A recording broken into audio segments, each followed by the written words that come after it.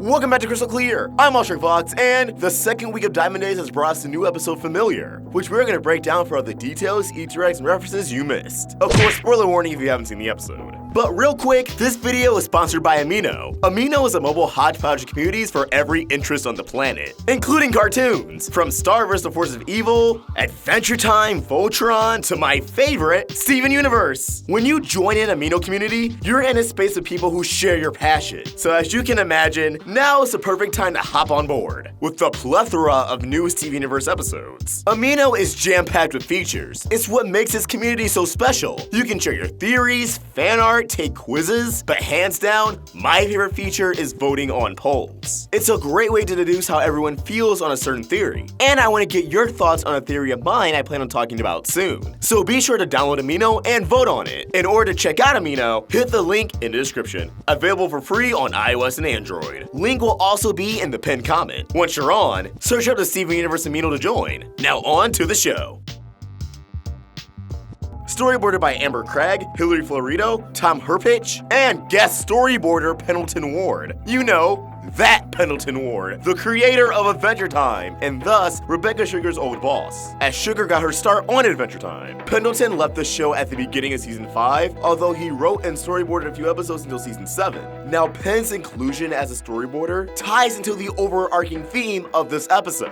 Just like how Steven has to call back to his early days as a crystal gem and apply what he learned on his journey so far to solve this dilemma with the diamonds, Rebecca Sugar has to call back to the very beginning of her days in animation and everything she's learned up to this point to tell the story she needs to tell within these next few episodes. It all comes full circle both in the show and in real life. Now, Pendleton Ward being a guest storyboarder may mean each episode in the Diamond Days event could have a guest boarder. Different people who have influenced Rebecca Sugar throughout her life. And you can definitely feel Pendleton's presence throughout the episode. Many facial expressions can be traced back to his style, and so much of Homeworld's living architecture calls back to the surrealness of Adventure Time's world. Gone but not forgotten. Alright, so the episode opens up with Steven in Pink Diamond's palace, which appears to be within the docking bay of the Diamond ship, as we see the fabulous heels right on top. It's likely each docking bay for the diamonds doubles as their own palace and headquarters. There's a twinkling star above the entrance of Pink's palace, continuing her association with stars. White Diamond calling her Starlight, possibly emerging from a comet, aka a shooting star, the crystal gem insignia, and so on. Alone and exhausted, Steven laments for a bed. And thanks to the pebble gems and their instantaneous work ethic, we learn that Pink Diamond's palace truly does function a lot like Rose's room, where virtually anything will appear at request. This detail, coupled with the crystal temple resembling Homeworld architecture, I think an argument can be made that, despite Pink's claims, she did miss Homeworld, or at least a few aspects of her life on Homeworld, after she gave up the identity to become Rose Quartz. She definitely surrounded herself with things familiar to the planet's society after the Gem War. For reasons currently unknown, the Pebbles have a prerogative to remain hidden, only remaining in sight after recognizing Steven as Pink Diamond. Yet they hide again when Pearl enters the room. These Pebbles are both voiced by Susan Egan and Zach Callison, Pink and Steven. So it seems as if we finally have some sort of male gems in canon. It also alludes to their connection that we'll discuss at a later time. Although it is important that the Pebbles refer to Steven as My Diamond. One of the Pebbles immediately pickpockets Steven's phone and takes a selfie with it, although it's all in good fun. As Pearl enters the room, her immediate fear of White Diamond harming Steven is just another thing to add to the pile of evidence that she may know White on a more personal level than most gems. After some conversation, Yellow Pearl brings Steven and Pearl to Yellow Diamond's extraction chamber. Like the Pebbles, it appears the living walls in Yellow Diamond's extraction chamber aren't supposed to be recognized, ceasing to speak amongst each other once Steven eyes them down. One even blushes when Steven acknowledges their sentience. As Steven arrives to the extraction chamber, 2 topazes guard the entrance. Although unfortunately, it's not our topazes, last seen in the episode stuck together. And if you look on the door, a new variation of the Era 2 diamond insignia is spotted on the entrance of Yellow Diamond's extraction chamber. It kinda resembles the symbol for radioactive material. Sporting an Era 2 insignia means this extraction chamber was renovated after Pink Diamond's alleged demise, something confirmed by Yellow Diamond later in the episode.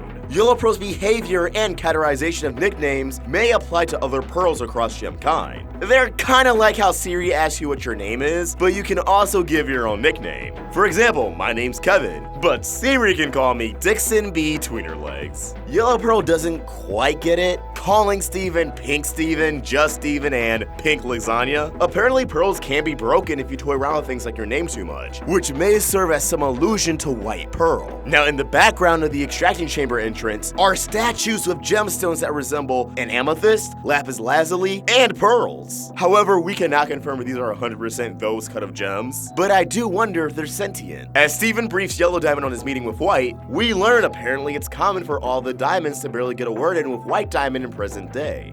According to Yellow Diamond, White never leaves her own head these days, nor does she let anyone in, except for, apparently, Pink Diamond. This is a literal and metaphorical statement. White Diamond never leaves her own ship, shaped like her head, and she never leaves her own thoughts, her own perception of reality, and she never lets anyone into her ship. Hence why White Pearl didn't allow Yellow and Blue Diamond to accompany Steven at the end of Lecture in a Homeworld. But this also means she doesn't let anyone intrude on her train of thought, her moral code.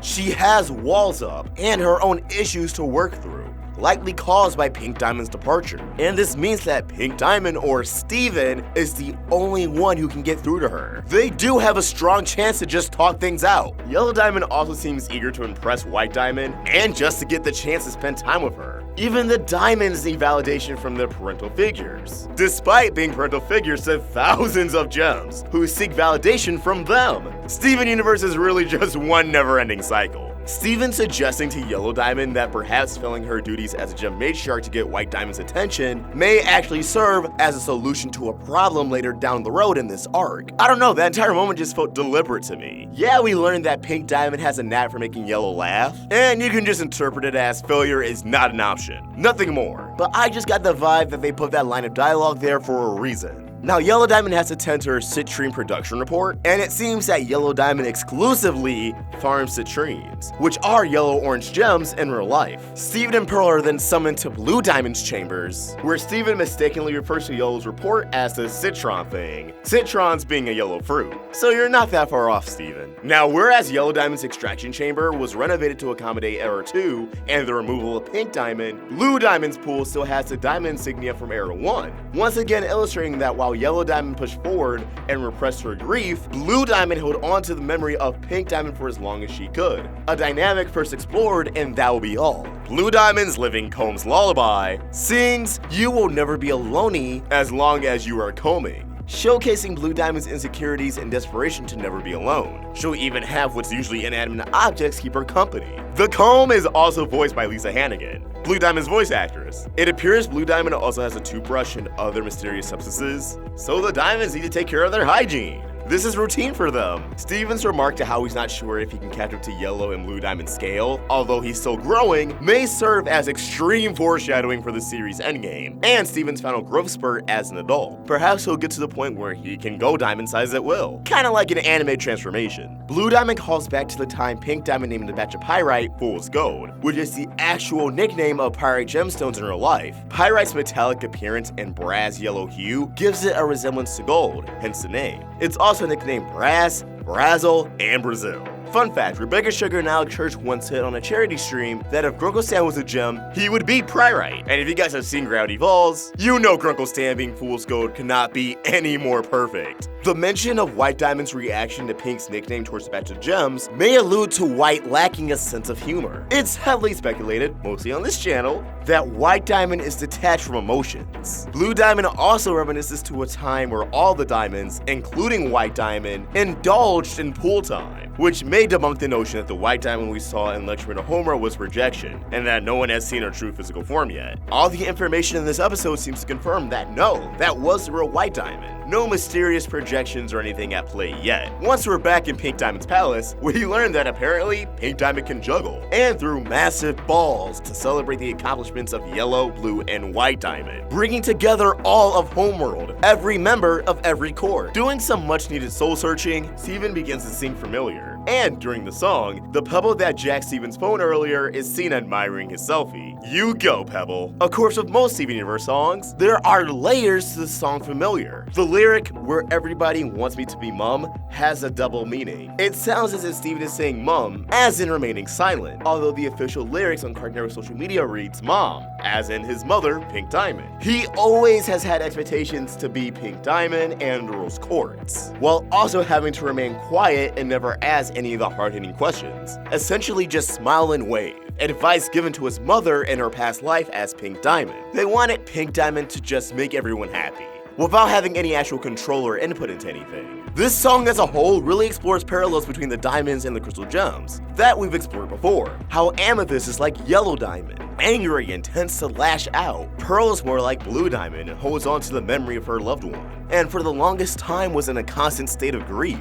So we can chalk up that Garnet is a lot like White Diamond, and that White Diamond may be stoic, and of course, they're both leaders. Now the pebbles Steven brings to life with his drop of sweat lacks a gemstone like the other pebbles, so this doesn't really clarify if they're Pink Diamond's creation or not. It's also now a bit confusing if the illustration in Pink's palace are of her own inception, or if that's her bringing the pebbles to life, as the pink droplet could also be interpreted as her tear giving life, although it still seems as if the pink triangular shape at the top is a drill. So I'm betting on this still being her origin, although this means that pebbles predate her existence. So there could be pebbles in every court, every palace of the diamonds, having the same purpose. The pebbles fabricating Pink Diamond's dress for Steven is very reminiscent of the mice crafting the dress in Cinderella. The song and sequence familiar is very Disney-esque as a whole. I feel as if this is the most Disney song we've had since Do It For Him, Do It For Her, although For Just One Day Let's Only Think About Love is a strong contender. Through the song we also learn of Steven's plan in this arc, and it's a wild one. He believes he can sway the diamond's minds, and if you feel as if the song had a jarring jump to its conclusion, that was very intentional, as it punctuates the jump in logic Steven is making by believing he can sway the diamonds. This is something Pink Diamond adamantly tried before, and failed. So what makes Steven so sure he'll get it right this time? From the end of Lecture to Homeworld to the end of this episode, Homeworld seems to have gone through a full cycle. How fast does time move on this planet? It feels as if every other establishing shot of Pink's palace saw a shift of the color in the sky, although it could play into the factor that things are always moving on Homeworld. If you're not used to their standards, you can hardly catch your breath. And as the episode closes out, Steven calling back to his old behavior and tying it back to his mother's life as Pink Diamond is kind of acknowledging how every episode of the show is important in some way. Steven's growth is the heart of the series. All those misadventures in season 1 built up to this moment. If you missed even a single episode, you're lacking each and every emotional impact these episodes want to deliver. And that about wraps up this week's breakdown. What did you think of the episode? Did we miss anything? If so, let us know in the comments below. You can also let us know at Roundtable Vids, and you can find me at AwestruckVox on both Twitter and Instagram. If you want to help the Roundtable grow, you can either become a member of this channel or support us on Patreon. Get access to exclusive perks. Link in the description. If you enjoyed this video, please throw it a like, share, and if you're new here, subscribe. Hit that bell for notifications to stay in the loop of all things Steven. Thank you for watching, and I hope you have an awesome day. AwestruckVox, out.